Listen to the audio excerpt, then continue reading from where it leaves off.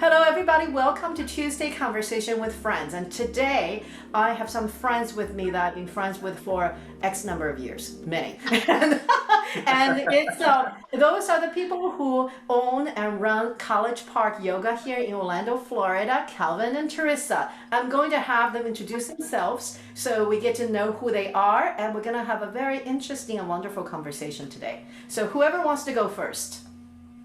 Lady first. Well, ladies I know, first. I love hearing that, and that's what I heard the whole time I was surfing in the Philippines. Ladies first. I was like, oh, thank you. So, my name is Theresa Curameng, and I have been directing College Park Yoga with my husband Calvin since 2001.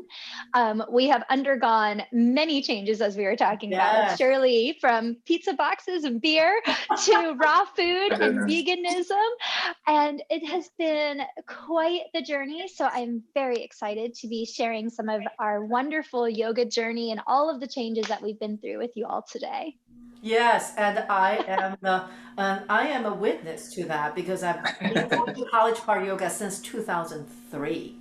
Wow, it's a long time. But Calvin, I know. Calvin, could you tell us a little bit about yourself, and so we can get to know you as well?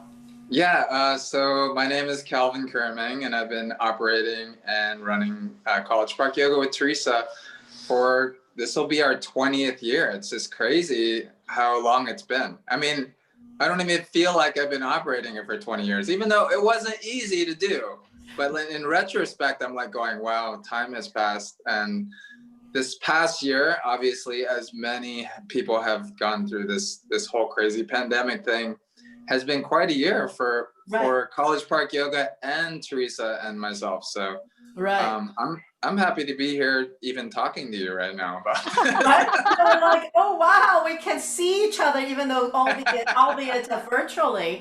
And of course, because of the benefit of practicing yoga and the Asian genes, we look the same as 20 years ago, right? Wait, how do I fit into this? Oh, you're Asian by association. You have an Asian last name. Yes.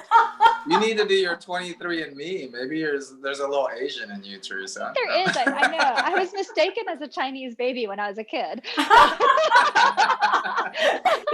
Yeah, this is yes. There you go. Yeah, so we were talking about that there's a lot of cross-pollination in our experiences as people who really work with people's heart and souls through body work, right? Because the piano and the singing and yoga all deal with really the internal and the external. But there's also another component is up until COVID hit, most of our business types tend to be brick and mortar businesses.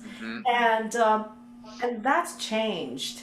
And well, 2021 comes around, we're facing yet more changes. And a lot of this really, I think for me, and I can sense it from the both of you, is also a reflection on who do we want to be and do we have any say in who we can be in the next phase. So, but I'd love for you to share a little bit more about the history of how CPY, the College Park Yoga, came into existence. I know, I remember asking you years ago before I was struggling to leave the corporate world to go back to music, how did you do it? And you told me CPY was built on pizza boxes. I joke about CPY is a yoga studio that was built on pizza boxes that taught me how to eat vegan and raw. So.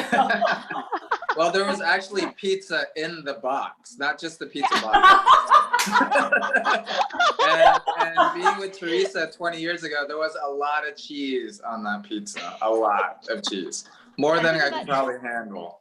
So yeah, so it was, I mean, the idea of just opening was really about just getting a space, finding, obviously brick and mortar, because, that's what we did. The whole virtual world, even having a website 20 years ago was like, whoa, you have a website, wow. Oh. So yeah, I know. So times have changed a lot. Right. And in the beginning, it was like, all we need is a space to create the ambience that we wanted, So, fast forwarding into today, it's like creating that ambience isn't the same. Like you were saying, having that the student in front of you and breathing with them, moving with them, guiding them, and also the hands-on assistance that was really important part of the practice, made us look at, looking back at 2001 when we opened, going, there's no way that we would ever do anything online, to do anything virtually would be like totally out of the question for us. So it was like going, no, we would never do that. And this was even just, you look back just like 2 years ago, we had a student asking us, when are we going to have virtual classes? I'm like thinking in my head, never. We're like going, one day we'll do that. And granted, this person had moved away, 3 years ago and lives in Atlanta. And she's been asking forever, like, videos won't do it. Can you put something on YouTube or, something weekly that we can, log into? And, until the pandemic hit, she was like, it took a pandemic for you guys to actually go online and make videos for us. So the idea of change is really something else, isn't it? If it ain't broke, why fix it? But then everything got broken. Everything got broken. Everything got broken. Yes, it completely shifted.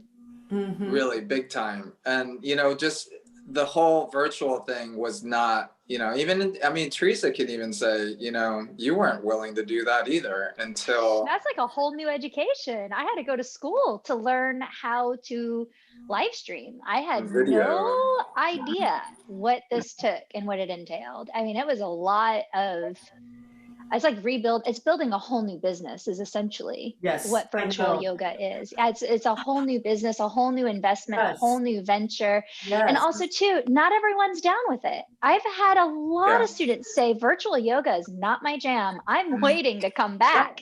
And so there are a lot of people who are on board, but there's also the same number of people who are not on board. Exactly. So we have discovered that we need to maintain both a brick and mortar and a virtual space, and making those two come together has been quite the adventure. How do you balance? Because, in my mind, College Park Yoga has a class in the morning, has a class in the evening. And back in the days, it was 7 days a week. And then we realized, maybe our teachers need a day of rest. If not, maybe they did too. Do you know that the day of rest did not occur until 2021? So what we did is we discovered that the schedule that we were maintaining in 2020 was not a sustainable schedule. It was enough to get us through. It was crazy. It was busy. We were teaching 2 classes, like you said, going to 6 to 10 classes in the same day.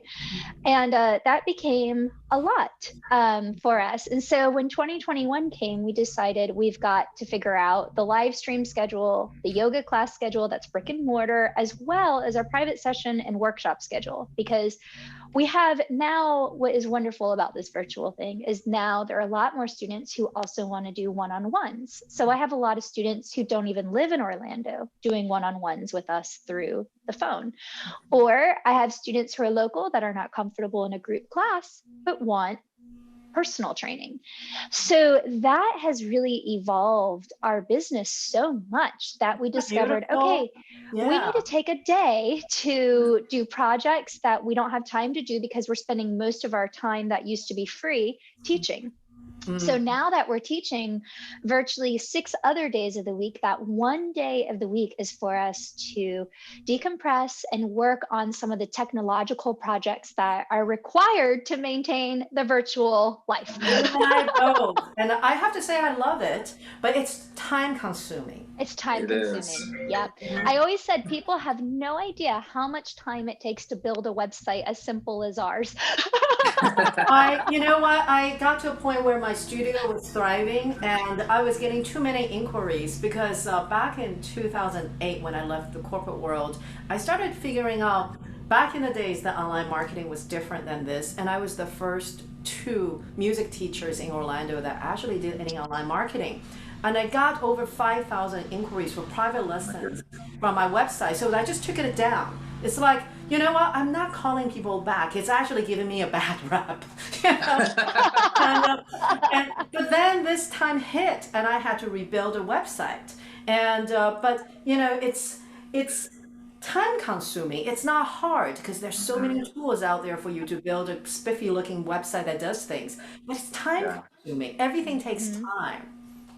Yeah, it does. Yeah. So now that we are live streaming and everything and doing things virtually over the phone, it has transformed. So like the whole idea of what we had in the very beginning, even like 2 years ago, we're like going, it's really become like, oh wow, we can really make a connection with somebody virtually and energetically, and you know, not thinking that before, but actually doing it and really experiencing that connection with a student in this manner has really changed and opened my eyes, and of course Theresa too, to say, yeah, we can really make a difference even if we never make physical contact with that person. And it's amazing. So not that it was our initial or traditional way or classical way of approaching this practice, but this is the new wave. So we were like totally on board when we found out that we had to do it. And then when we experienced it, it's like going, this isn't as bad as we thought, you know, because we can really, like, if we have like a class of 15 people that we probably haven't even seen in 5-10 years, that live across the country, they're logging in. It's like we see them on the roster, and energetically we're like, oh my gosh, so-and-so is online from Colorado or, you know, New Hampshire or something, or, you know, or California. So it's pretty impressive how you can still reach out energetically and really still experience that yoga vibe, I think. And I think, and I think it's really, I know we experience this in the music teaching industry, is some people have a really hard time adapting to teaching online. And there are some people like myself actually really love it. And I think part of it is how much are the teachers willing to try to accomplish the same goals through a different method, you know, to be willing to adapt and change, because you have to do it differently, but the end results you're looking for, they're not that different. Right. And so how do you get there? And so what have been the changes in how you approach it? I know for me as a student of yours, my experience over the years have always been, you're very verbal in the way you guide your classes. You do hands-on adjustments, but you know, when you have a classroom full of students, you're getting the hands-on adjustments sparingly from the student's perspective, but a lot of this is verbal. And how do you find that translate to the online sessions? What changes do you have needed to make? Yes, Theresa, like how is it with you? Well, it has been, one of the things is, like Shirley touched on it, I'm a very verbal teacher. And for me, the verbalization of educating people on yoga and assisting them and helping them and guiding them came very naturally. Calvin is the one who inspired me to become a hands-on teacher, you know, teaching people how to move with my hands. And so that was more of a secondary education for me. So that's why I think I adapted really well to this virtual education, because as a teacher, I find that I'm more of a verbal assistant. So I found that it was very comfortable to adapt to this new realm of teaching very quickly. Right. And what about you, Calvin? Yeah. You're more hands-on, according to Theresa. My experience has been not necessarily always that way, because the two of you do teach differently but alike. So, but I'm curious, how did you feel with the transition, and what changes did you have to make? I kind of, you know, I'm kind of that person that is like an all or nothing kind of guy. That's so true. I try not to be, but if I'm on board, I'm on board. So it's like when I actually experienced my first session teaching, like it was the virtual classes where we didn't actually see anybody, but I have Theresa in front of the camera and I'm actually verbalizing for a live stream. So that's how we initially did it, because we weren't having classes at the time. So it was different, but it was like I was teaching Theresa, which is, she's a great student already. So I kind of you know, I almost don't really have to train her in the same manner that I would teach someone else. But if I was doing a private, a one-on-one with a client that, you know, that couldn't make it in, it was a little challenging in the beginning, but when you see somebody energetically, and we're so used to looking at somebody in their energetic form of postures and being able to hear them breathe, were the two essential components that made it very adaptable for me, I guess, so to speak. So it was nice. It was pretty seamless transition for me. So Yeah. what I'm really hearing is that determination to actually make the change, to make the transition and make it work. Not that I really don't want to do this, I'm only doing it because I have to attitude, but the fact that I'm doing Right. it and it's going to be done in the way that needs to be done. And I love that. You know, that's how we go from pizza boxes to vegan, right? It's the same thing. You gotta be determined. Right. You gotta feed yourself somehow. You gotta feed yourself good. Oh my god. Oh my God, I've been to your burn events, and it's one of my favorite things in my entire life. You It's know, ours Ours too. too. my And God, we're it's working on incredible. ways to bring it back. I'm so excited. Yeah. And would you be interested in maybe creating a series of cooking shows? We are. That is in the pipe. Because of this new virtual setup and because we actually have the correct equipment, which we never had before either, it actually Yeah. will allow us to do cooking videos. So Shirley, I don't know if you know about this, but we've been revamping the book Burn, and it's coming into print this year as a 360-page, full-colored, beautiful, glorious book of recipes. And of course, as you know, Burn was also about yoga. Yes. There is also the yoga practices in there as well. And along with that project coming to fruition this year, we also were talking about doing online cooking courses. And as you know, we have the on-demand channel, and the on-demand channel makes it possible for us to do a series of cooking courses, like maybe doing breakfast, lunch, and dinner, or teaching you how to make a single meal over the course of a different series. Because as you know, our meals are layers. And What I like about that. I know, me too. And so I cannot even begin to tell you how excited we are, because everything that we are building right now is built not only around the yoga practice and the yoga studio coming to fruition, but also Burn taking on a whole new life of its own. So we're both very excited to bring it back. Yes. Because you know, I've done Burn with you 2 or 3 different times, a few years apart, and as a different person with literally a different body, and you know, and so I love the program, but each time it's a different experience, not just. But I also love the fact that Burn has been growing. It's not being the same program. The first one, because I did a first Burn program with you. I remember. First Burn, and then I did another Burn with you when you were Edgewater in the big different space.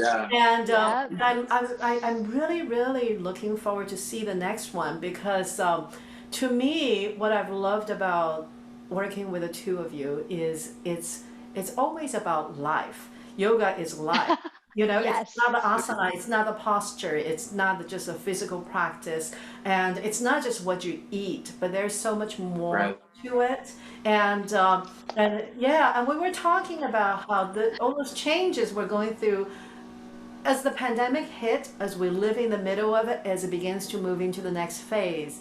It all together is a yoga practice. Can you tell our audience a little bit more about what that means? Go ahead, Theresa. So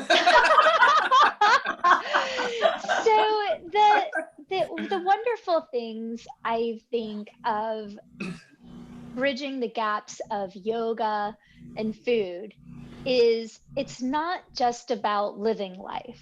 It's not just about getting through life. It's about the quality of life you have each moment. So people do ask us, like, I get a lot of questions like, do you guys eat junk food ever? And I always will say, well, my junk food's a little different than your junk food because of what I do for a living. I recognized that I was 23 when we opened the yoga studio. So my body could, if I had a pizza, it would be fine the next day. Surely, if I were to do that now, I wouldn't be able to teach class for a week. Well, I hear you. So, we've all changed. And so now I really feel that the evolution of our food, the evolutions of our yoga practice have completely shifted how we look at everything we do moment to moment. And Calvin and I, we will always crack up because I say to him, I go, we live life minute to minute. Do you realize that? Like, we're always like to the minute how we live our life. There's a lot of presence in our life. And it wasn't something that we planned or struggled for. It was a whole entire effort of everything that we do on our yoga practice, everything that we do with our food practice, all coming together. And we've practiced it so much and so consistently with so much devotion and gratitude and enjoyment that now it's become something that we cannot be separate from it, even if we tried. Like, we are just with it every minute of the day. And I think this transformation of enjoying life's little moments is what made not only 2020 bearable, but has also given us motivation and inspiration to plan not only 2021, but like think about all the things we want to do until 2031. So it's a really beautiful shift, I think, that we were able to go through. But our practice is the only reason we were able to get here. Yeah. So for those people who may or may not have, they may go to yoga classes, they may do the asana, or they may have never really explored yoga. What is a yoga practice? Yoga practice. Ooh. Yeah, that's a good question because I love it. kind of put that in put in a nutshell is like what draws you to do anything in life? What gets you out of bed? What makes you passionate about, or really pulled to do something, to take action? And this practice that we do, we look at it as, there's many different names for it. We look at it as a karmic yoga practice, or karma yoga, which is yoga of action. And when you actually do something, as far as like getting yourself onto your mat, performing postures, and learning the breath techniques, of course, these are forms of yoga practice, but the actual yoga experience is what happens, inside. And that is the personal experience that each person can have, if they do the work. And it's really bringing themselves to actually be motivated initially to do the work of doing postures, even though they're hard and challenging, and the breath work, even if you're out of breath or you have difficulty with performing that breath consistently. So it's like being consistent with something, just as like with you, Shirley, with your music and your students, you ask them to perform something consistently, and then eventually over time something emerges from that. And I really think there is a parallel with the yoga practice, is if they continue to do the practice, the experience of what yoga is can be defined by that personal individual. Right. And one thing that I've personally experienced, because in some ways it feels like we grew up together, right? Yeah, totally. Are you kidding me? We were all kids. Yeah, and because I think the way a person approaches everything in their 20s is so different than the 30s and now in our 40s. And can you believe it? Right? And we're in our 40s. I don't. Right? Yeah, but it's one thing I've really experienced over the years, because I've come to you when I was younger with a body that just was, with a person that just was, and then I had illnesses, I had injuries, we've gone through lives together. And one thing that I've experienced a lot in my studies, in my work with you, has been compassion. It's not just compassion from the teachers to the students, from one person to another, but the learning and the study of self-compassion, self-acceptance and self-compassion.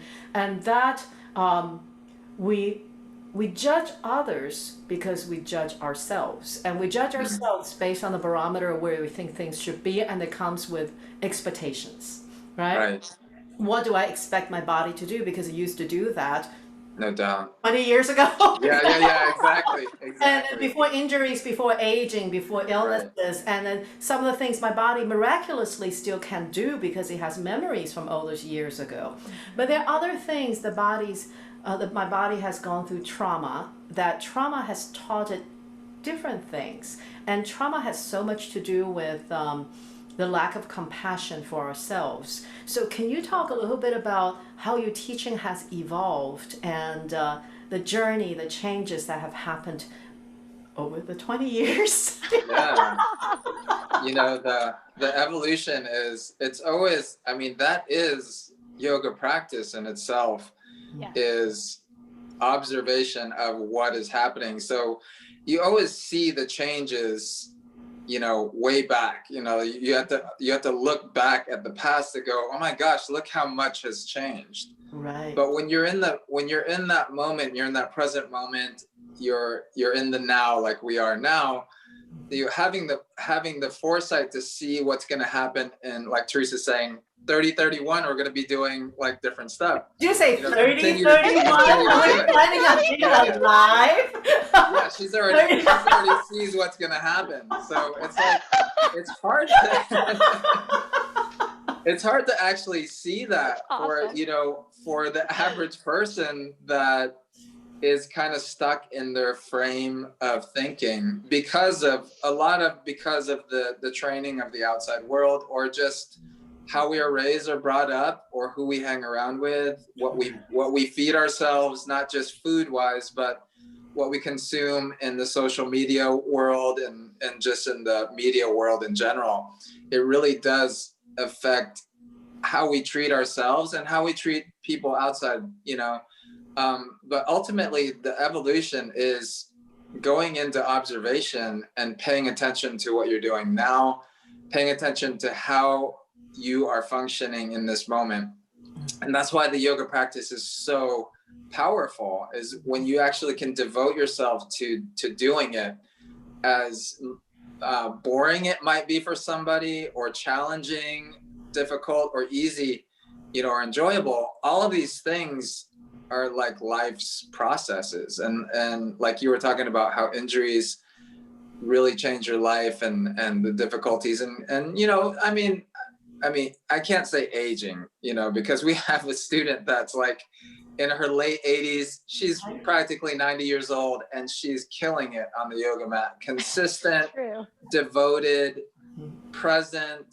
I mean, everything that you would want to be in your 80s, you know, is she's pulling it off, and is an inspiration. So, and I think that's ultimately that what Teresa and I want to do is to continue to be an inspiration for people, and to just kind of get them out of their typical mindset of how they operate their lives. Because if you don't even stray out of that typical way of being, evolution doesn't happen. It doesn't happen on its own. It needs a catalyst. It needs a little bit of effort involved. So if there's no effort, or there's no a little fire that can really push you.